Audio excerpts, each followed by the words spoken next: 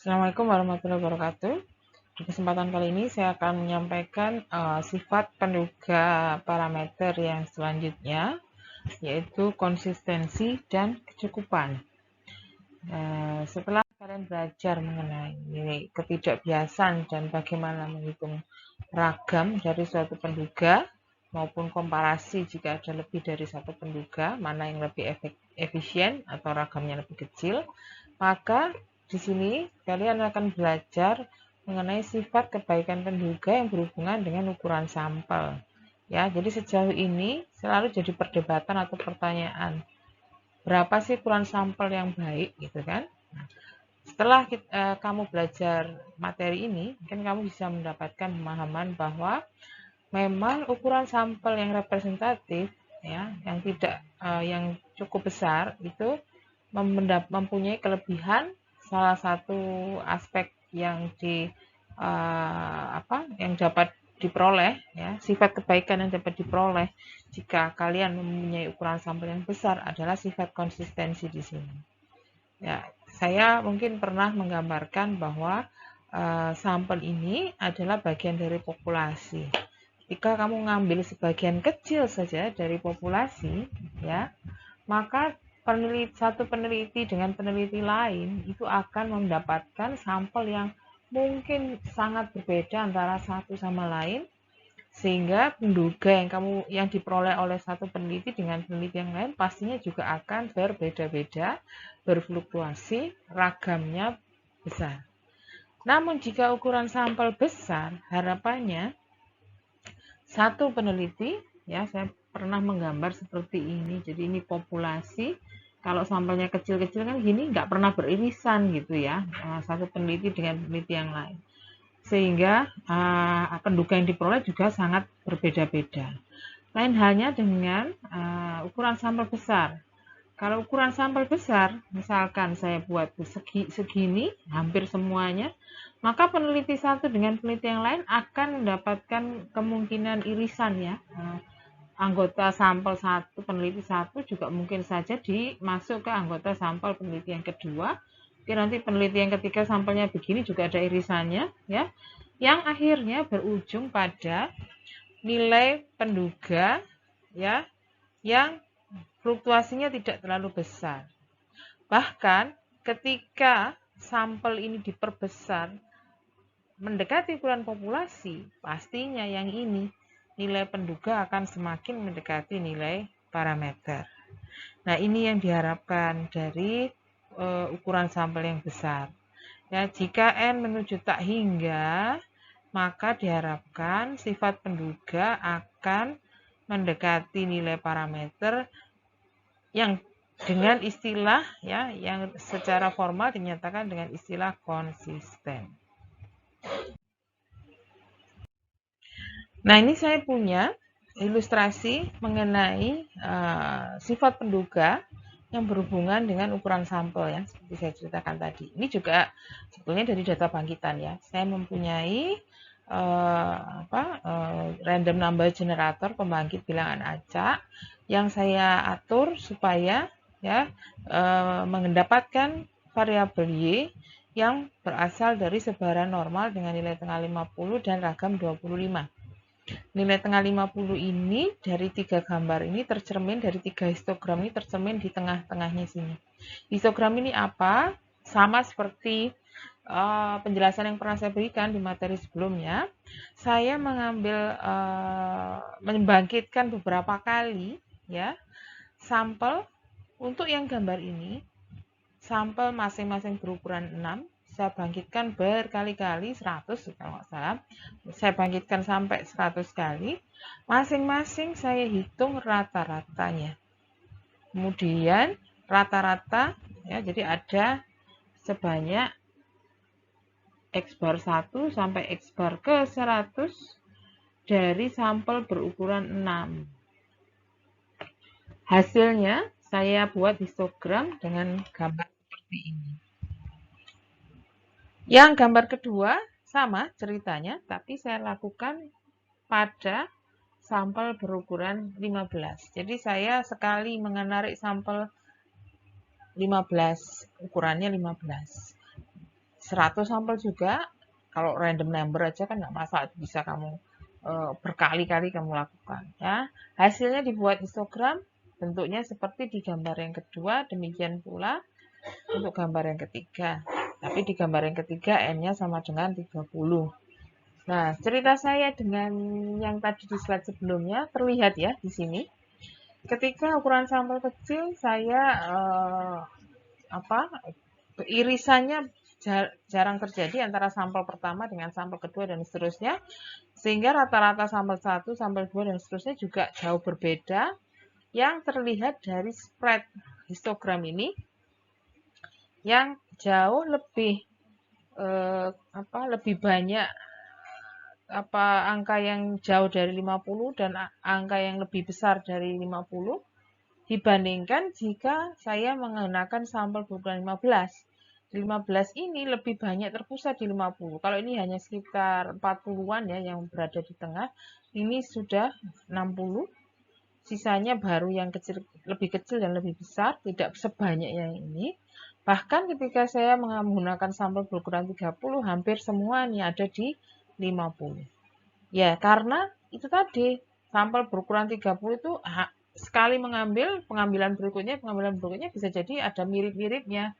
Anggota sampel yang terambil di sampel pertama dengan yang kedua bisa jadi ada kemiripan yang efeknya ada pada rata-rata yang juga tidak jauh berbeda. Nah, ini sebetulnya hakikat dari konsep konsistensi. Saya menggunakan X-bar karena X-bar sudah terbukti penduga yang tak bias bagi mu sebaran normal. Ya. Ini adalah definisi secara formal dari sifat konsisten.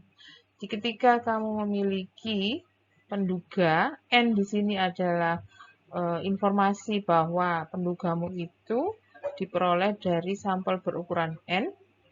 Sifatnya konsisten bagi theta. Theta ini nanti parameter yang dituju. Jadi ini sudah jelas ya. Jika untuk bilangan positif berlaku seperti ini, dengan catatan penduga ini tak bias. Jadi di sini ada informasi bahwa penduga ini sifatnya tak bias dengan notasi seperti ini. Ya. Nah, ini kalau diceritakan peluang atau jarak dari penduga terhadap parameter sangat kecil. Ya, jadi kalau misalkan saya baca ini tanpa yang di dalam ini membacanya adalah jarak antara penduga dengan parameternya sangat kecil, atau dengan kata lain nilai penduga hampir sama dengan parameternya. Terus ditambah sini peluang bahwa penduga dengan ukuran sampel hampir sama, nilainya 1, itu diperoleh ketika ukuran sampel sangat-sangat besar. Peluang 1 itu kan pasti ya. Jadi di sini secara umum, secara mudah interpretasi dari pernyataan ini adalah ketika ukuran sampelnya sangat besar, menuju hingga, maka hampir dipastikan penduga akan memiliki nilai yang sama dengan parameternya. Atau secara ekivalen kebalikan, ya, ketika N-nya menuju hingga atau N sangat besar, hampir tidak mungkin diperoleh nilai penduga yang berbeda dengan parameternya. Ya, itu bahasa sederhana dari bentuk definisi konsistensi yang dinyatakan dalam limit peluang seperti ini. Epsilon itu bilangan sangat-sangat kecil ya. Jadi kalau kalian ketemu notasi epsilon di dalam bentuk matematika itu adalah angka yang nilainya sangat-sangat kecil. Dan theta atau Pn penduga yang diperoleh dari sampel berukuran N, hukum ini berlaku ketika penduga theta atau Pn tidak bias. Nilai harapannya sama dengan theta. Ya.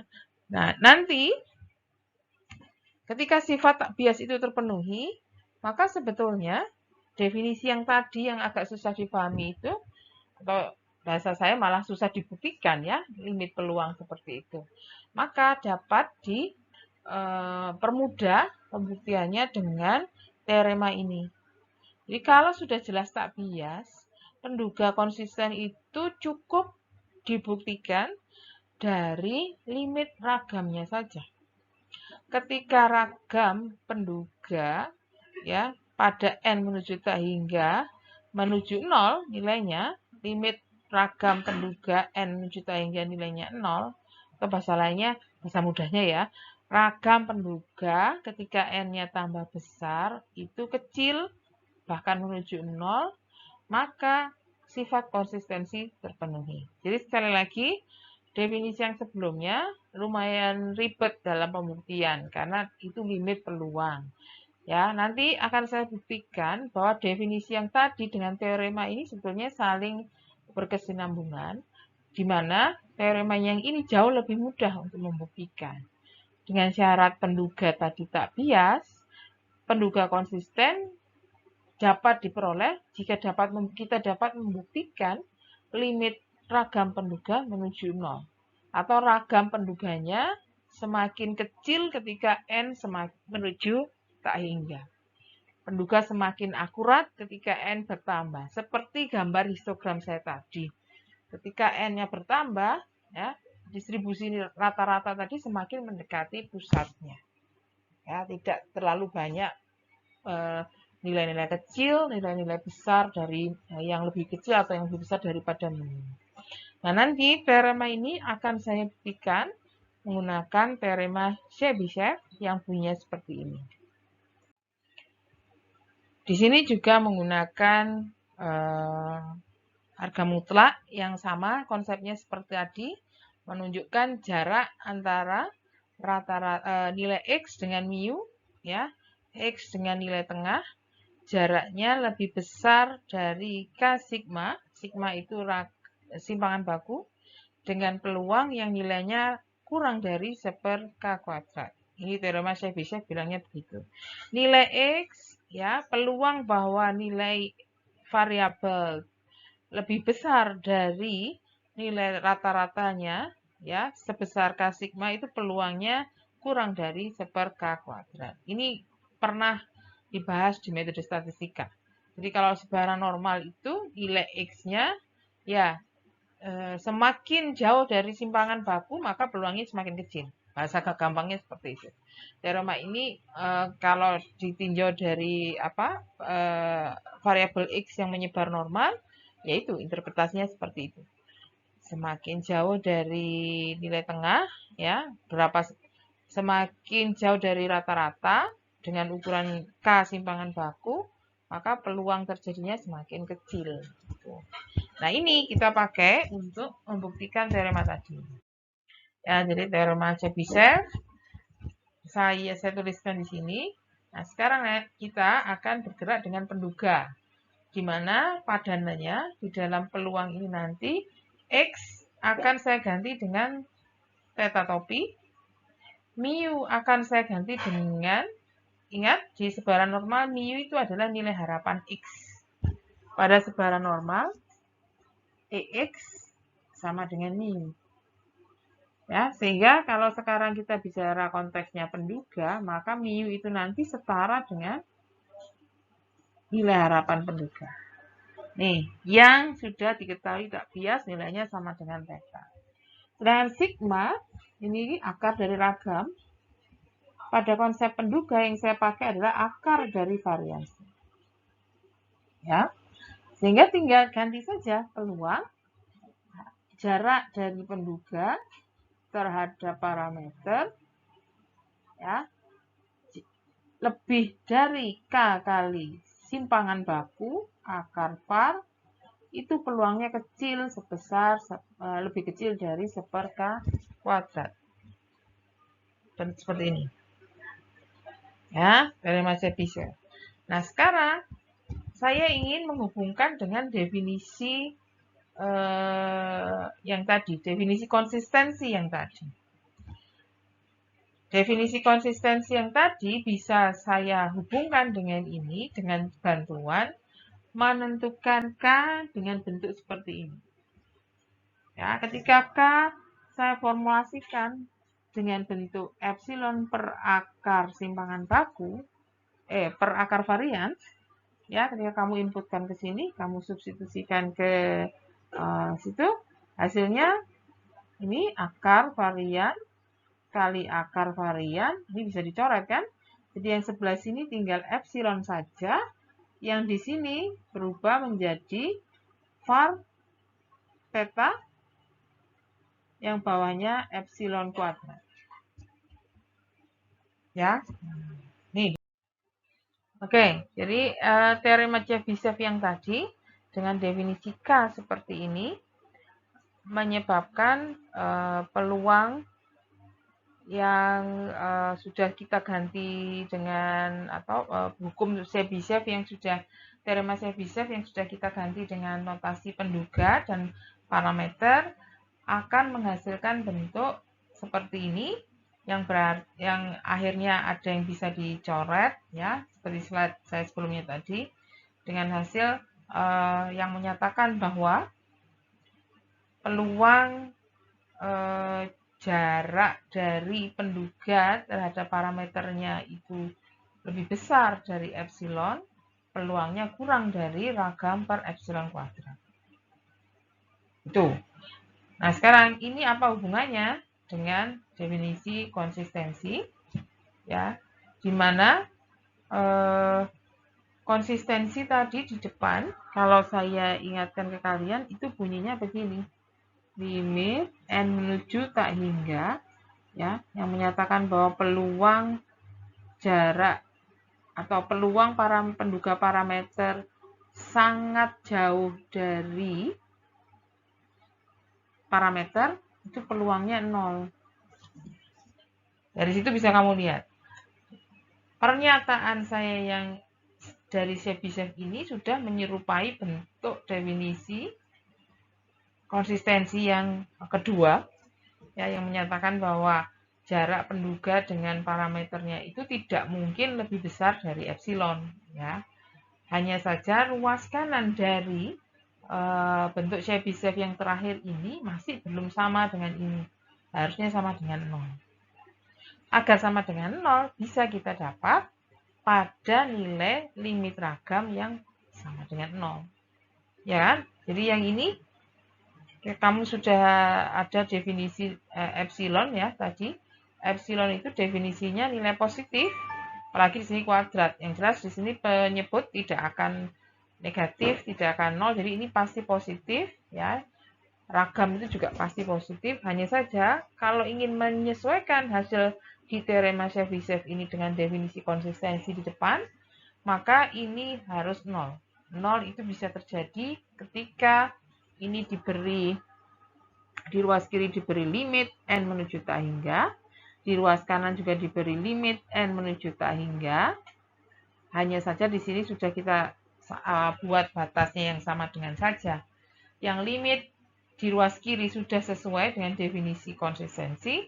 Yang di ruas kanan ini, ya, ketika seper epsilon kuadrat tidak sama dengan 0, maka kita hanya mengandalkan pembilangnya saja yang berbunyi limit n menuju tak hingga dari ragam penduga yang harus sama dengan 0 agar definisi konsistensi ini setara dengan penurunan teorema Chebyshev yang kita setarakan dengan X dengan penduga tadi.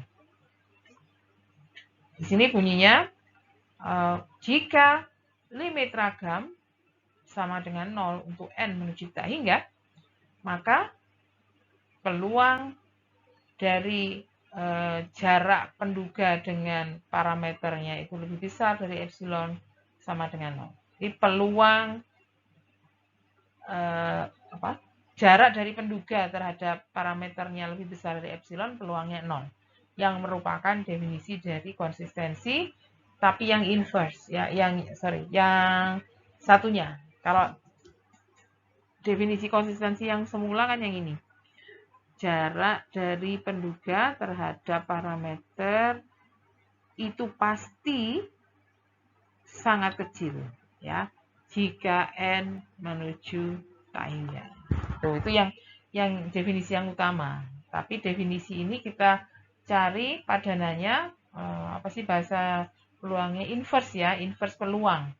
Jadi ketika ini kejadian pasti, yang ini kejadian pasti, ini kejadian yang tidak mungkin. Kejadian pastinya itu jaraknya kurang dari epsilon, kejadian yang tidak mungkin yang lebih besar dari epsilon. Jadi teorema Chebyshev ini kita kerjakan, kita padankan, hasil terakhirnya bisa dipadankan dengan definisi konsistensi tapi yang inverse, yang bukan yang kepastian tapi yang hasil tidak mungkinnya. Dan itu bisa dibuktikan sama seperti ini hanya ketika limit varian sama dengan 0. Seperti itu idenya. Ya, sehingga ketika kamu punya penduga yang tak bias, kamu tidak perlu membuktikan dari definisi yang limit peluang tadi, tapi cukup dibuktikan dari sifat ragamnya. Jika ragam menuju 0 untuk n yang semakin besar, maka penduganya bersifat konsisten. Jadi idenya begitu. Definisi dari konsistensi, limit peluang dengan bantuan teorema Chebyshev akhirnya bisa dipadankan limit peluang penduga tadi ya menggunakan menggunakan definisi konsistensi yang ketidakmungkinan ya, bukan yang sama dengan 1 tapi yang sama dengan 0 inversnya bisa dipadankan dengan teorema Chebyshev tapi dengan catatan limit ragamnya sama dengan 0 pada penduga yang tak bias. Ini contohnya. Saya punya sampel berukuran N dari populasi yang menyebar normal dengan sifat identically independently distributed. Kemudian sudah tahu ya kita X bar itu penduga tak bias. Sudah tahu mu topi kalau dibentuk dari rata-rata menghasilkan penduga tak bias. Sudah dibuktikan bahwa di materi sebelumnya nilai harapan dari mu topi itu sama dengan mu. Ragam juga sudah dihitung sama dengan ini. Pertemuan sebelumnya saya sudah memastikan bahwa rata-rata itu selalu memiliki ragam dari yang berbentuk ragam X per N. Jadi ragam dari rata-rata itu selalu memiliki bentuk var X per N tergantung X-nya apa. X-nya berdistribusi apa. Ketika kasusnya berdistribusi normal, maka var X berbunyi sigma kuadrat. Sekarang, dengan konsistensi, ya, kita cukup membuktikan sifat konsistensi dari X bar itu dari bentuk ragam ini. Teorema yang tadi menyatakan karena sudah tahu tak bias, konsistensi tinggal dibuktikan dari ragamnya. Ragam rata-rata pada N menuju tak hingga. Ragam rata-rata bunyinya sigma kuadrat per N. N menuju tak hingga posisi N ini ada di penyebut. Ya, dari kalkulus sudah pernah kalian pelajari bahwa ketika N menuju tak hingga dia posisinya sebagai penyebut, maka hasil ini akan mendekati 0. Dan terbukti bahwa rata-rata mu topi dalam bentuk rata-rata adalah penduga yang konsisten. Yang mendukung teori konsistensi yang menyatakan bahwa tidak mungkin rata-rata itu akan jauh dari parameter mu ketika n-nya menuju tak hingga. Oke. Nah, contoh yang kedua, saya punya dua populasi X dan Y.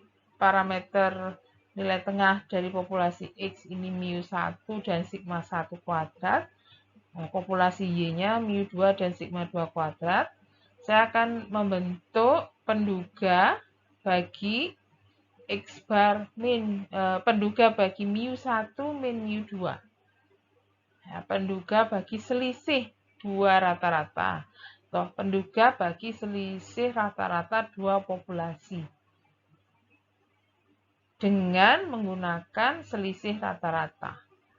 Ya, jadi ini pernyataannya rata-rata dua populasi itu akan saya duga, ini kan topinya, dengan menggunakan rata-rata sampel, selisih rata-rata kedua sampel. Kan dibuktikan dulu, ya, apakah ini tak bias? Apakah ini tak bias dengan cara ini? Nilai harapan dari penduga ini apakah sama dengan mu1 min mu2. Buktinya ini dijabarkan. Nilai harapan penduga itu dalam bentuk X bar min Y bar. Sifat nilai harapan bisa kita pecah. EX bar min EY bar, padahal kita tahu sendiri ya, EX bar itu sudah jelas tak bias. Ya, tak bias berarti nilainya sama dengan mu1. Buktikan sendiri, itu sudah ada di materi sebelumnya. EY bar tak bias juga, nilai harapannya sama dengan mu2. Tuh lihat, ketika sudah dicari nilai harapan, ini dipasang E di sini, E di sini, hasilnya sama dengan selisih parameter rata-rata nilai tengah dua populasi. Maka kita bisa nyatakan bahwa mu1 min mu2 topi itu penduga tak bias bagi mu1 min mu2. Sudah tak bias, tinggal kita buktikan ragam kalau ingin membuktikan konsistensi. Ragamnya siapa? Ya ragam dari, kalau ini kan E ya, nilai harapan dari mu1 min mu2 topi. Setelahnya harus kita cari var. Nih, alatnya adalah, kalau tadi kita pakai nilai tengah, ini mu1 mu2, sekarang saya pakai var. Ya, var dari X itu sigma 1 kuadrat, var dari Y sigma 2 kuadrat. Sekarang kita bicaranya bukan var X, var Y, tapi var X bar. Ragam X bar. Tadi sudah saya bilang kalau ragam X bar itu ya sigma 1 kuadrat per N, ragam Y bar sigma 2 kuadrat per N.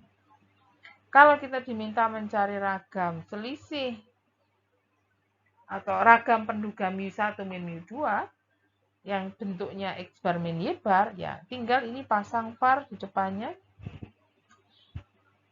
Rumus ragam sesuai sifat ya, kalau kalian punya ini X min Y sesuai sifatnya adalah kalau X saling bebas, ya, X dan Y saling bebas, kita tinggal bentuk seperti ini. Nah, masalahnya sekarang ini ada rata-rata.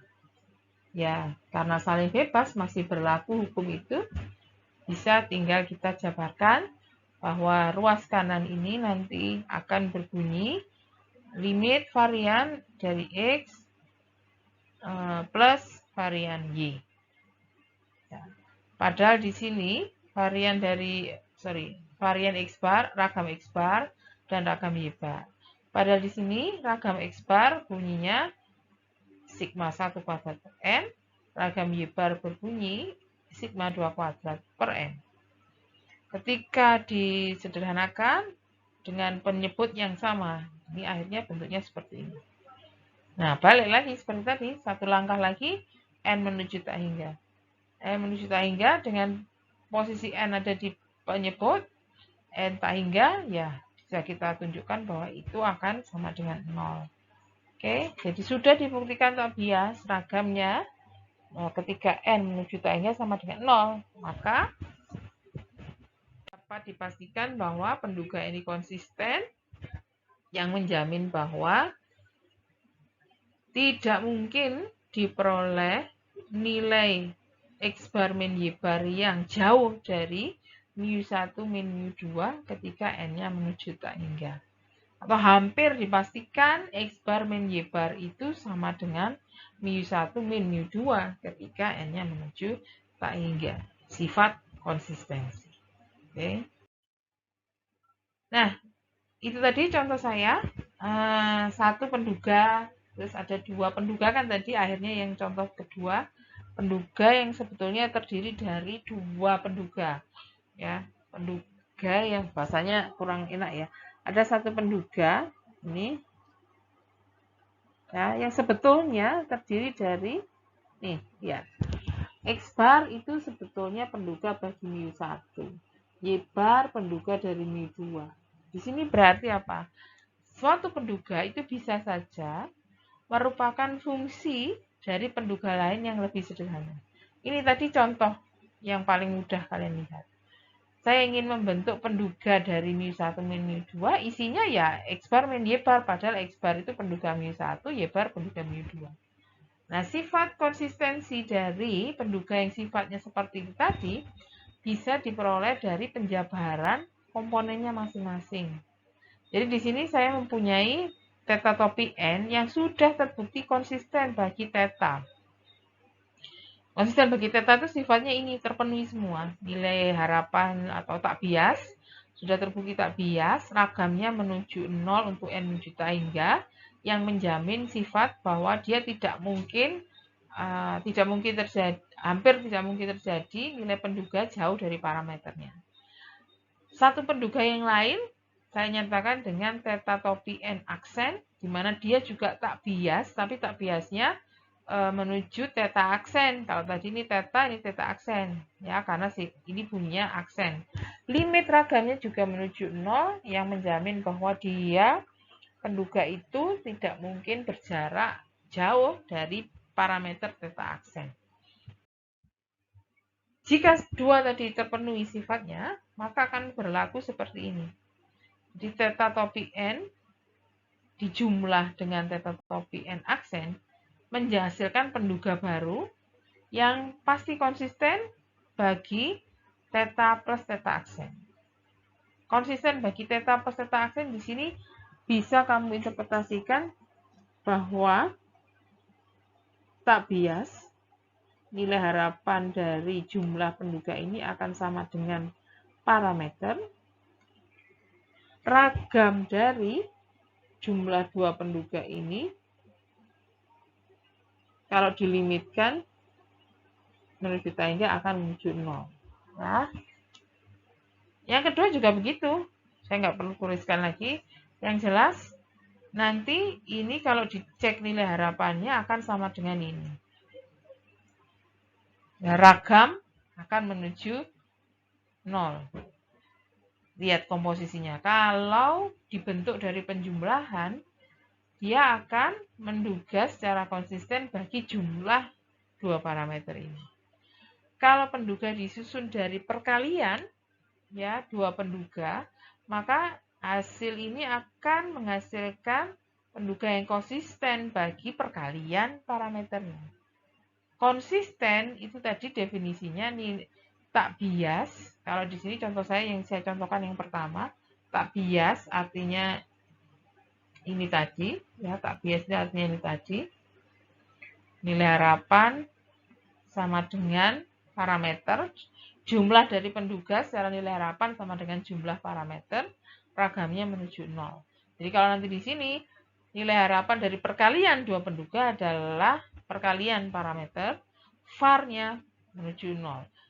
Nilai harapan dari rasio dua penduga ini akan sama dengan rasio parameter, var-nya menuju 0. Seperti itu. Tapi di sini intinya penduga-penduga itu bisa kamu bentuk dengan fungsi perkalian, penjumlahan, pembagian, atau bahkan di sini akar, yang dijamin jika masing-masing konsisten, maka hasil penjumlahannya, hasil perkaliannya, hasil pembagiannya itu akan menghasilkan penduga yang konsisten bagi operasi hitung yang sama terhadap parameternya.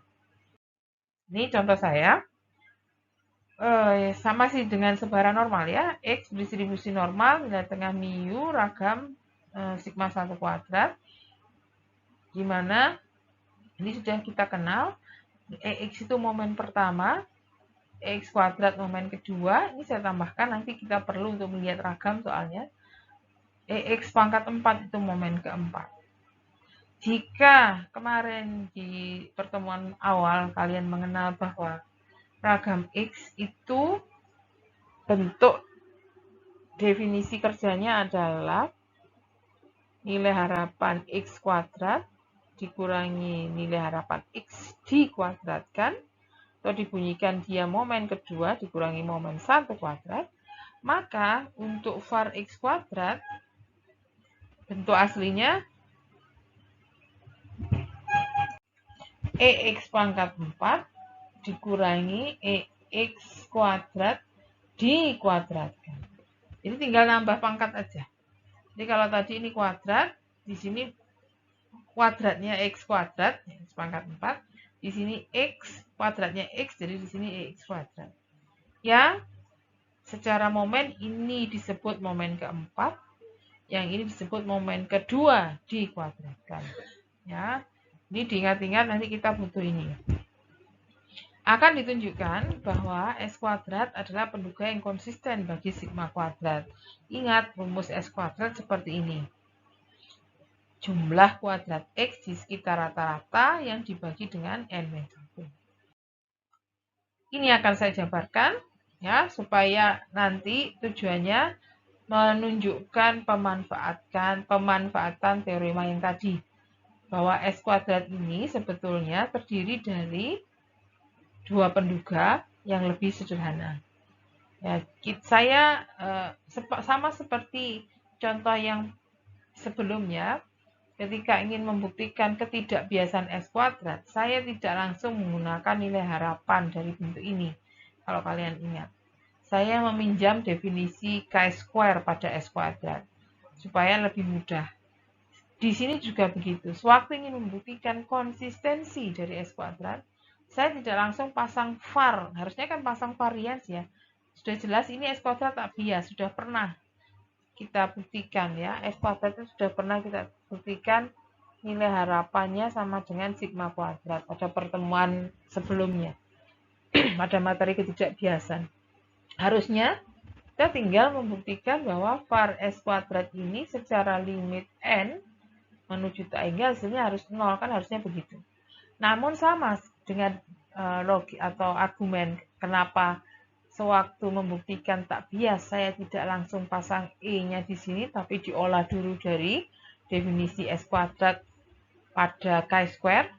Ini juga begitu, saya tidak langsung memasang limit varian pada S kuadrat di sini karena bentuknya yang kompleks ya. Jadi akhirnya saya memanfaatkan teorema yang tadi. Bentuk yang kompleks ini coba saya breakdown menjadi bentuk yang lebih sederhana. Ya, tapi saya sudah punya bekal bahwa S kuadrat itu tak bias. Sudah ada informasi ini. Ya, di situ EX kuadrat, jumlah selisih X di sekitar rata-rata, jumlah kuadrat selisih X di sekitar rata-rata, itu saya jabarkan menjadi ini suku depan kuadrat, XI kuadrat, tengah silangnya 2XI X bar, seperti ini, atau saya balik, yang suku kedua dikuadratkan plus X bar kuadrat. Ini ada seper, N-1 tetap biarkan di depan. Kemudian sigma saya pasang di satu-satu, di masing-masing. Sigma XI kuadrat. Ini konstan, 2X bar, sigmanya saya taruh di belakang, ya di depan XI. Ini saya pasang sigma. Hati-hati yang ini nanti, karena konstan, akan ya konstan yang dijumlah tidak bentuk ekuivalensi yang mudah, tinggal kamu kalikan dengan sebanyak ini ada berapa summation-nya itu sampai mulai I1 sama dengan N, berarti sebanyak N suku. Jadi yang belakang ini akan menjadi NX bar kuadrat. Yang di sini sigma XI ini bisa diganti notasinya dengan NX bar. Sehingga suku yang tengah, ini yang seper N-1 ini di depan, suku pertama tetap tidak berubah, suku yang tengah itu bunyinya 2NX bar kuadrat, 2X bar kali NX bar. Suku yang terakhir bunyinya NX bar kuadrat. Yang ini bisa disederhanakan menjadi min NX bar kuadrat. Yang depan biarkan saja. Tuh ya, jadi seperti ini hasilnya. Ini saya hapus biar lebih jelas nanti penjelasan selanjutnya. Oke, jadi penjabaran itu menghasilkan sementara sebelum baris yang paling akhir, yang ini ya jumlah kuadrat X dikurangi dua suku belakang, yang suku kedua dan suku ketiga ini akhirnya disederhanakan menjadi NX bar kuadrat. Kemudian untuk menjadi yang di belakang, karena ini ada unsur N, N-nya saya tarik ke depan. Otomatis akan dua-duanya harus mengalami penyesuaian. Kalau yang ini N dibawa ke depan tinggal X bar kuadrat. Kalau ini supaya ada pengali N balik ke bentuk semula, ini diberi seper N. Jadi ketika kamu kalikan lagi kan balik ke bentuk yang semula. Nah, dari situ S kuadrat itu ternyata terlepas dari N per N-1 ya, ada dua suku. Suku yang pertama adalah jumlah kuadrat X dibagi N, yang belakang rata-rata dikuadratkan. Masing-masing ini sebenarnya adalah penduga juga. Kalau kamu ingat di metode momen, ini kan penduga momen kedua, ya toh? Sedangkan X bar itu adalah X bar kali X bar, di mana masing-masing adalah penduga momen pertama. Ini penduga momen kedua. Ini penduga momen pertama. Ya toh? Maka bentuk S kuadrat ini tepat saya pakai untuk mengilustrasikan teorema tadi. Caranya yang pertama, ya ini sudah ya sesuai teori yang sebelumnya. Bahwa mu topi atau penduga momen kedua itu menggunakan jumlah kuadrat dari X dibagi N. Di mana nanti ketika saya membentuk EX kuadrat, teori di depan tadi sudah ada, ini namanya mu2. Ya, EX kuadrat sudah didefinisikan sebagai momen kedua. Sudah didefinisikan sebagai momen kedua yang bisa saya pakai untuk membuktikan ketidakbiasan dari bentuk ini. Bentuk apa tadi? Mu topi 2. Ya. Lihat. Mu topi 2 bunyinya jumlah kuadrat X dibagi N. Seper N-nya keluar, sigma boleh ditaruh depan, ini E XI kuadrat. Padahal X kuadrat momen kedua. Ini isinya momen kedua berarti. Sama dengan seper N jumlah dari momen kedua. I mulai 1 sampai N. Nah, konstan toh? Di konstan, mu2, mu2, mu2 dijumlah terus. Berarti isinya N kali mu2. Nah, N-nya hilang. Terbukti toh? Bahwa momen kedua dengan penduga mu2 topi yang bentuknya jumlah kuadrat X dibagi N, ketika dipasang nilai harapan di sini, hasilnya mu2. Ini adalah definisi dari ketidakbiasan. Ya. Ini saya bersihkan dulu biar enggak. Ya, sudah ada penjelasan saya yang lebih rapi bahwa di sini E mu topi 2 sama dengan mu2. Itu adalah definisi bahwa penduga momen kedua menghasilkan penduga yang tak bias. Okay? Penduga yang tak bias. Bagaimana dengan yang satunya? Ya, tak bias sudah, tinggal ragam. Ya, konsisten kan harus tak bias terus ragam.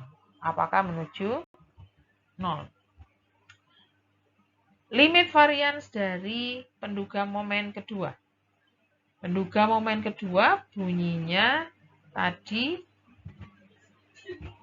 adalah sigma XI kuadrat per N. Ini yang harus kamu cari var-nya. Nah, di sini bunyinya var mu topi 2. Ya, akan coba kita cari. Padahal mu topi 2 bunyinya begini. Nah, di sini nggak perlu kita menggunakan definisi yang tadi, nggak usah terlalu repot mikirnya. Tadi sudah saya tunjukkan ya, kalau var X itu momen kedua dikurangi momen pertama dikuadratkan. Di sini tinggal ditambah pangkatnya, tinggal berkembang lagi. Var X kuadrat, kita pasti butuh ini kan nanti, ya, butuh var X kuadrat. Di sini yang dipakai var X kuadrat, dia adalah nilai harapan X pangkat 4 dikurangi nilai harapan X kuadrat dikuadratkan. Ya, nilai harapan X kuadrat dikuadratkan. Udah, hasil itu dipakai di sini. Jadi var dari penduga momen kedua itu adalah varian dari bentuk ini, yang 1/n-nya nanti jangan lupa dikeluarkan. Ya, 1/n-nya jangan lupa dikeluarkan dengan bentuk 1/n kuadrat. Kemudian karena saling bebas, sigma ini bisa taruh di depan, di dalamnya adalah var x kuadrat, di mana var x kuadrat tadi sudah kita nyatakan dalam bentuk momen 4 dikurangi momen 2 dikuadratkan. Kenapa ada n? Karena ini kan konstan, ada sigma sebanyak I1 sampai n, sehingga ada n kalinya di situ, dan di bawah di penyebutnya n kuadrat. Tinggal kita coret, hasilnya adalah yang atas ini parameter, yang bawah itu n. Ya, parameter momen keempat dikurangi momen 2 dikuadratkan. Kalau limit dipasang di depannya, maka konstanta yang di atas ini kan tetap konstan, bawahnya n menuju tak hingga, sesuatu yang dibagi tak hingga hasilnya adalah 0. Terbukti bahwa momen penduga momen kedua dengan bentuk jumlah kuadrat dari x dibagi n sebagai salah satu komponen dari S kuadrat itu adalah penduga tak bias bagi mu2. Penduga yang konsisten bagi mu2. Penduga yang konsisten bagi mu2. Kita tadi sudah menunjukkan komponen pertama dari S kuadrat yang merupakan pada dasarnya merupakan penduga momen kedua ya. Sudah terbukti bahwa ini konsisten terhadap momen kedua. Sekarang suku yang kedua, terlepas dari ini nanti dulu, biarkan dulu, rata-rata kuadrat. Yang akan saya pakai untuk menduga momen x bar kuadrat ini, konsistensi dari x bar kuadrat ini adalah sifat yang ini, bahwa penduga yang dikalikan itu bisa, dua penduga yang dikalikan itu bisa terbukti merupakan penduga yang konsisten bagi perkalian dua parameter dengan catatan masing-masing konsisten ya. Theta topi n konsisten terhadap theta, theta topi n aksen konsisten terhadap theta aksen. Konsisten terhadap itu artinya tidak bias ya. Theta topi n nilai harapannya sama dengan theta, var-nya menuju 0. Theta topi n aksen nilai harapan sama dengan theta aksen, var-nya menuju 0. X bar bisa saya buat seperti itu. Di sini x bar kali x bar konsisten bagi mu kali mu. Mu itu bisa dibunyikan momen 1. Ya, sudah pernah terbukti toh kalau x bar itu tidak bias. Dan nilai harapannya sama dengan mu. Sudah terbukti juga bahwa rata-ratanya kalau dilimitkan menuju 0. Ya. Makanya di sini ya saya bisa bunyikan bahwa sesuai teorema ini, implikasi dari teorema ini adalah x bar kuadrat itu penduga yang konsisten bagi mu1 kali mu1, mu1 kuadrat. Hasil ini nanti saya gabung dengan hasil yang tadi, miliknya momen kedua tadi. Nah, jadi yang sekarang yang saya pakai adalah teorema yang ini. Dua penduga masing-masing konsisten terhadap parameter masing-masing. Kalau dijumlah, maka akan konsisten terhadap jumlah parameternya. Ini balik ke sini. Jumlah kuadrat x dibagi n, penduga momen kedua, itu konsisten bagi mu2. X bar kuadrat atau x bar kali x bar ya, itu konsisten bagi mu kali mu atau momen 1 kali momen 1 atau momen 1 kuadrat. Jadi kalau saya gabungkan dengan mengingat bahwa suku pengali ini akan mendekati 1 menuju 1 kalau n menuju tak hingga, kan ini hampir sama ya. N besar ya, n besar satunya n, satunya n-1 nggak ada bedanya, hampir nggak ada bedanya, ini akan menuju 1. Saya hanya fokus ke yang sini saja akhirnya. Jadi yang ini menuju konsisten menuju mu2, yang ini konsisten menuju mu1 kuadrat. Akhirnya terbukti bahwa gabungan ini ya ada pengurangan, kalau tadi penjumlahan sama aja toh. Ini adalah fungsi linier dari dua penduga. Ini penduga pertama yang konsisten menuju mu2, Ini penduga kedua yang konsisten menuju mu1 kuadrat. Padahal bentuk ini kalau kamu ingat di depan tadi adalah definisi dari var X atau sigma kuadrat. Jadi bisa dikatakan, bisa dibuktikan bahwa S kuadrat itu konsisten terhadap sigma kuadrat. Penduga yang konsisten bagi sigma kuadrat. Oke, untuk konsistensi, simpan dulu jika ada pertanyaan, nanti bisa disampaikan pada sesi diskusi. Lanjutannya mengenai kecukupan. Kecukupan ini di materi yang ini nanti masih belum saya jelaskan rumus kerjanya, masih secara definisi terlebih dahulu. Jadi intinya adalah ketika kamu membentuk penduga, itu harapannya adalah konsep data reduction. Jadi dari data itu gimana caranya supaya data itu kita olah ya, supaya informasi yang ada di dalamnya itu cukup untuk menduga parameter atau memuat semua informasi untuk menduga parameter. Jadi jangan sampai ada apa sih? Intinya dari data itu kita gali informasi sebanyak-banyaknya untuk menduga parameter. Ya. Di sini bahasa lainnya juga yang lebih mudah. Ketika kamu punya statistik, ya, tidak perlu melihat data, cukup dari statistik itu bisa menyimpulkan nilai parameter tanpa harus melihat datanya satu persatu. Ini sebagai contoh, ya, ketika kamu mengambil sampel dari populasi yang diasumsikan distribusi normal. Kamu punya X1 sampai Xn. Ya, terus kamu simpan tuh. Kamu punya pengamatan, kamu simpan dalam misalkan Excel gitu ya. Di sini ada headingnya X, ini pengamatan pertama, kedua sampai ke N. Sini X1, X2 sampai X yang ke N. Kemudian kamu jumlah. Yang nanti tujuannya mau dipakai untuk menghitung rata-rata. Ya, ini kalau dibagi N kan jadi rata-rata, penduga mu. Oke, simpan. Ini sudah disimpan. Kamu sudah nyimpan sigma XI ini kamu simpan. Ini statistik toh yang nanti dipakai untuk menduga mu. Kemudian tiba-tiba ini hilang. Data yang kamu simpan dalam kolom ini kehapus atau tidak sengaja. Ya, pasti ada masalah, hilang. Tapi kamu masih mencatat ini, menyimpan sigma XI. Yang masih bisa kamu pakai untuk menduga mu. Dalam bahasa sini masih bisa dipakai untuk menyimpulkan nilai mu, walaupun kamu sudah tidak punya lagi XX-nya ini. Tidak perlu lihat nilainya satu persatu, tetap kamu masih bisa menduga mu. Beda hanya kalau parameter itu kita duga dengan menggunakan median. Ya, median. Median itu pakai urutan toh.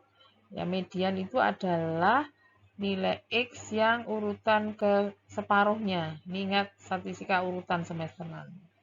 Ini kalau kamu terjadi kehilangan informasi data satu persatu, tidak akan bisa kamu mendapatkan median. Ya, jadi statistika urutan tidak bisa dinyatakan sebagai statistik cukup. Karena di situ harus tahu urutan datanya satu persatu, nilai angkanya satu persatu. Beda dengan statistik rata-rata yang menggunakan sigma XI. Sigma XI ini bisa dipakai untuk menduga mu walaupun kamu tidak tahu nilainya satu persatu. Seperti itu ya konsep kecukupan. Jadi ini masih bisa dianalogkan dengan kasus. Nanti di belakang akan saya jelaskan pada dasarnya itu ada teorinya untuk membuktikan sifat kecukupan. Nih, sebagai contoh nih ya, saya punya 10 kali percobaan Bernoulli. Percobaan Bernoulli di sini adalah percobaan yang hanya menghasilkan nilai gagal atau sukses. Jadi kalau gagal di kode 0, kalau sukses di kode 1. N-nya 10. Berarti ini ada X1, X2, X3 yang isinya 01, 01. Misalkan dari percobaan tadi dihitung statistik T yang bentuknya jumlah XI mulai I1 sampai 10 hasilnya 5. Berarti di sini saya nggak perlu tahu urutannya. Yang jelas dari 10X ini tadi pasti ada 5 yang bernilai 1, 5 yang bernilai 0. Dari situ bisa dibayangkan berarti dari 10 tadi ada 5 sukses. Saya nggak perlu tahu suksesnya itu sudah di kapan, ya, berarti kan nggak perlu tahu nilai X masing-masing. Yang jelas jumlahnya ini sudah cukup menginformasikan bahwa peluang sukses itu kira-kira 5 dari 10. Atau suksesnya 5. Ya. Di sini walaupun saya tidak punya urutan pengamatan yang original, XX aslinya saya nggak nyimpan, selama T-nya masih saya simpan, peluang sukses tetap dapat diduga. Tuh. Yang tadi ya ini sudah saya tunjukkan tadi. Kalau sigma XI, X-nya 1 sampai XN nggak perlu tahu nilainya masing-masing. Ketika sudah simpan jumlahnya, ya sudah. Tetap kamu bisa menduga mu dari jumlahnya yang tadi. Kalau median, perlu nilai urutan dan perlu nilainya untuk melihat atau mendapatkan median. Jadi median itu tidak bisa dipakai karena informasinya kurang kalau tidak menggunakan angka 1/1. Ya, jadi bedanya median dan rata-rata di situ. Kalau rata-rata cukup menggunakan jumlah, kalau median tidak cukup nih jumlahnya dipakai. Harus tahu urutannya. Ini adalah definisi teori ada tentang sifat kecukupan. Jadi statistik yang tadi entah itu jumlah, entah itu apa ya di contoh saya tadi yang median itu berupa urutan ke gitu, yang merupakan fungsi dari X1 sampai Xn, dikatakan statistik cukup bagi theta jika memenuhi sifat ini. Peluang X bernilai secara gabungan, X1 bernilai X1 kecil sampai dengan Xn bernilai Xn kecil pada ya T ini statistiknya. Statistik yang bernilai T itu nanti bebas dari theta.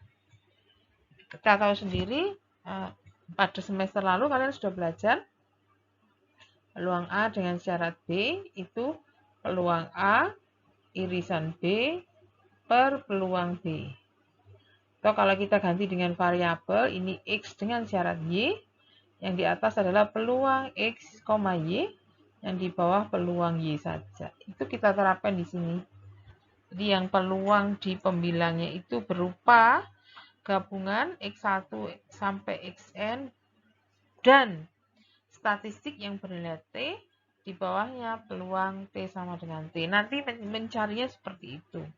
Harus dibuktikan bahwa rasio ini bebas dari theta. Memang agak sulit ini, nanti materi selanjutnya akan coba saya jelaskan atau pendekatan lain, ya, tidak dengan pendekatan yang ini. Tapi sementara kalian coba pahami dari sini dulu. Ada yang tadi percobaan Bernoulli, ya, di mana kita mempunyai X1 sampai Xn masing-masing nilainya 01, 01. Terus saya mendefinisikan statistik T dalam bentuk jumlah. Akan saya buktikan bahwa dengan definisi tadi, rasio atau peluang bersyarat ini tadi, yang merupakan rasio dari peluang gabungan X dan T dibagi peluang T saja, itu nanti tidak tergantung dari P. Masalahnya untuk membentuk ini memang harus ada intuisi ya, ada sedikit paham benar bahwa apa sih konsep percobaannya. Yang pertama, ya ketika kamu memiliki percobaan Bernoulli, ini X1 sama dengan X1 sampai dengan Xn sama dengan Xn kecil, itu isinya, ya kan, jika sudah tahu sigma Xi sama dengan T, seperti tadi contoh saya 5 itu tadi. Xi jumlahnya 5. Itu kan berarti dari XX ini ada 5 yang bernilai 1. Di sini saya tuliskan ada yang bernilai 1 sejumlah T. Di situ terjadi dengan peluang P. Sisanya sejumlah N minus T, ya, 10 kurangi 5, nilainya 0 dengan peluang 1 min P. Berarti kalau saya ingin menunjukkan peluang ini, ya, isinya adalah P sebanyak T, sedangkan sisanya yang gagalnya tadi, peluangnya 1 min P sebanyak sisanya. peluang sukses satu komponen pertama, sukses yang pertama, sukses yang kedua, dan seterusnya sampai sukses yang ke T, hasilnya P pangkat T. Gagal 1 min P, ya, gagal yang pertama, kedua, ketiga, sampai sebanyak N minus P. Itu adalah bunyi dari peluang gabungan yang ada di situ. Ya, sudah tahu bahwa total XI-nya sama dengan T, contoh saya tadi 5, kalau tadi ya berarti P pangkat 5, 1 min P, sisanya juga 5. Di sini kita buat secara umum, percobaannya N, suksesnya T, sehingga di sini diganti T, di sini diganti N minus T. Oke. Ada di penyebut. Di pembilang. Sekarang bagaimana dengan penyebut? Penyebut di sini adalah jumlah dari X yang menyebar Bernoulli, di mana sebanyak 1 XI-nya berjalan dari 1 sampai N, atau dengan kata lain, T tadi adalah jumlah dari N variabel Bernoulli.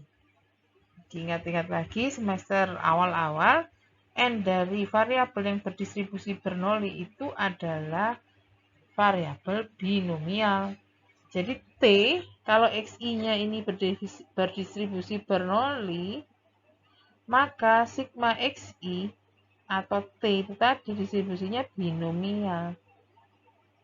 Kalau Bernoulli parameternya P saja, binomial parameternya N, P yang bentuk fungsinya seperti ini. Ya, kombinasi NT, P pangkat T, 1 min P, P pangkat T kali 1 min P pangkat N minus T. Ini tadi sebenarnya kan dari yang ini. Tapi kalau ini kan tidak ada kombinasinya, jadi bedanya di situ.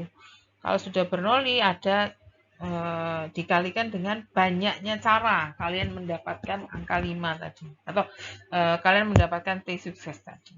Kalau di sini tidak perlu, tidak ada. Pokoknya ada T sukses, ada N min T gagal. Ketika tidak melihat XX-nya pokoknya itu sudah dirangkum, maka sigma XI ini masih ada unsur perkalian di depannya untuk merepresentasikan bahwa ada sebanyak N kombinasi T cara untuk mendapatkan 5 sukses tadi atau T sukses tadi. Letakkan ya di sini yang tadi pembilang dan penyebut sesuai teori tadi, maka kalian bisa lihat bahwa unsur P-nya ini nanti bisa saling menghilangkan maupun unsur 1 min P juga. Sisanya tinggal seper kombinasi NT yang sudah bebas dari P. Oke. Ini terbukti bahwa ketika saya ngatur T sebagai jumlah dari X, maka teori ini berlaku. Peluang bersyaratnya bebas dari T. Nah, di sini kalian lihat kesulitannya. Ya, tidak semua bisa mendefinisikan, tidak semua variabel distribusi mudah untuk di breakdown seperti ini.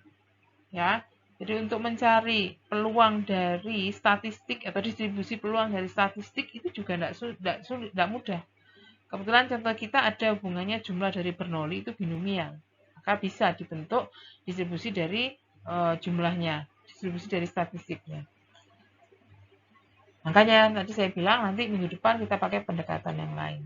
Ini satu lagi yang jadi ini sudah ya kesimpulannya seperti ini. Satu lagi yang bisa saya pakai untuk membuktikan atau membuktikan sifat kecukupan dari teori ini adalah distribusi Poisson. Jadi tetap ini yang saya pakai. Nah, ini satu distribusi lagi yang masih bisa menggunakan pendekatan ini. Poisson itu distribusinya seperti ini ya. Ini pun saya nggak berani pakai X1 sampai Xn. Saya hanya menggunakan X1 dan X2. Ya, dengan statistik yang saya bentuknya adalah jumlah juga. Saya menyatakan bahwa jumlah dari X ini adalah statistik cukup bagi lambda. Maka tugas saya adalah membentuk peluang bersama dari X1, X2, dan T yang bahwa membentuk peluang bagi jumlah X ini. Sebaran peluang bagi jumlah X ini. Kata kuncinya di sini yang saya pakai adalah saling bebas. Kalau saling bebas mudah. Kalau saling bebas cuma 2 ya boleh kan saya pakai hukum peluang yang menyatakan X, X1, X2 saling bebas, saya bisa mengalihkan peluang marginal masing-masing. Ya, di sini peluang marginal adalah peluang ini, tinggal ganti X-nya dengan indeks 1, X1, kemudian untuk yang kedua tinggal ganti dengan indeks X2. Jadi sebenarnya saya ini mengalihkan lambda X1, E min lambda, X1 faktorial, saya kalikan dengan lambda X2, E pangkat min lambda, X2 faktorial. Hasilnya yang ini. Ya. Lambda pangkatnya dijumlah. E pangkat min 2 lambda. Nah, apa yang bawahnya itu faktorial, perkalian faktorial X1 dan faktorial X2. Oke, itu bisa dipakai untuk pembilang. Tinggal penyebut. Jumlah dari 2X kita nyatakan sebagai T, dimisalkan ketika nilainya sama dengan T. Oh, sorry, ini tadi belum ada T-nya ya. Masih perlu ditambah. Ini masih sampai X1 dan X2, padahal di sini butuh ada tambahan lagi, dan T sama dengan T. Mudah, tinggal yang ada di sini, X1 dan X2-nya bisa kita substitusi dengan T. Jadi karena sudah digabungkan dengan total X1 dan X2 yang sama dengan T kecil, maka semua jumlah di sini kita ganti dengan T kecil. Nah, ini ganti T, ini lambda pangkat T, yang di bawah X1 biarkan misalkan, yang ini diganti dengan T kurangi X2. T kurangi X1. Nah, ini pembilang. Sekarang bagaimana dengan penyebut? Penyebut itu adalah peluang dari jumlah X. Ya, peluang dari jumlah X1 dan X2. Ini yang saya pakai adalah teori bahwa sama seperti sebaran normal. Sebaran Poisson itu sifatnya sama seperti sebaran normal, di mana kalau sebaran normal dijumlah hasilnya juga normal. Nah, di sini jumlah dari dua variabel Poisson juga akan menyebar Poisson. Tapi ketika masing-masing berparameter lambda, jumlahnya akan mempunyai parameter 2 lambda. Ini bisa kamu buktikan dengan teori semester lalu menggunakan fungsi pembangkit momen. Ya, bisa pakai fungsi pembangkit momen yang membuktikan bahwa ketika X berdistribusi Poisson lambda, X1 dan X2 sama-sama berdistribusi Poisson lambda, ditambah akan berdistribusi Poisson tapi 2 lambda. Pakai teori yang fungsi pembangkit momen dari jumlah dua variabel itu. Nah, kalau fungsi massa peluangnya dengan parameter lambda tadi sudah ada di depan, yang saya tulis di sini yang sudah parameter berbunyi 2 lambda, tinggal ganti ya. Ini tadi kan lambda, sekarang 2 lambda. Ini pangkat, tadi lambda, sekarang 2 lambda. Sudah digabung, ya, digabungkan. Yang pembilang tadi, ya, fungsi peluang gabungan X1, X2, dan T yang tadi sudah kita elaborasi, bentuknya juga Poisson, cuman di situ seluruh jumlah X1 dan X2 diganti T kecil. Ya, yang ini, yang bawah adalah definisi dari sebaran peluang T, jumlah X1 dan X2. Ya, bentuknya beda, kalau ini Poisson 2 lambda. Kalau mau dibilang Poisson juga bukan. Ini kan perkalian dari dua fungsi peluang Poisson. Ini perkalian dari dua fungsi peluang Poisson yang sudah ketahuan bahwa jumlahnya T kecil. Sudah didefinisikan bahwa jumlahnya T kecil. Yang ini dari yang kita tadi. Ketika kamu elaborasi, maka ada yang bisa dicoret, Anda pangkat T, jelas ini bisa, tinggal duanya saja, ini masih ada di sini. Kemudian E pangkat min 2 lambda juga bisa hilang. Tinggal ada unsur yang di pembilang itu ada seper X1 faktorial dan T min X1 faktorial. Di penyebut bawahnya ini ada ceper juga T faktorial yang bisa saya taruh atas di sini. Itu yang mendefinisikan kombinasi T X1. Oke. Jadi di situ kelihatan bahwa hasil ini tidak ada lambdanya lagi. Tidak lagi melibatkan lambda. Sehingga ketika saya sudah tahu jumlah dari 2X ini nilainya theta, maka jumlah ini sudah merupakan informasi yang cukup untuk menduga nilai lambda. Dari teori sudah bisa dibuktikan seperti itu. Oke. Minggu selanjutnya, materi selanjutnya, saya akan menggunakan definisi lain dari kecukupan supaya lebih mudah, karena tidak semua bisa di breakdown seperti ini. Simpan dulu semua pertanyaan, nanti disampaikan pada sesi diskusi. Atas perhatiannya, terima kasih. Assalamualaikum warahmatullahi wabarakatuh.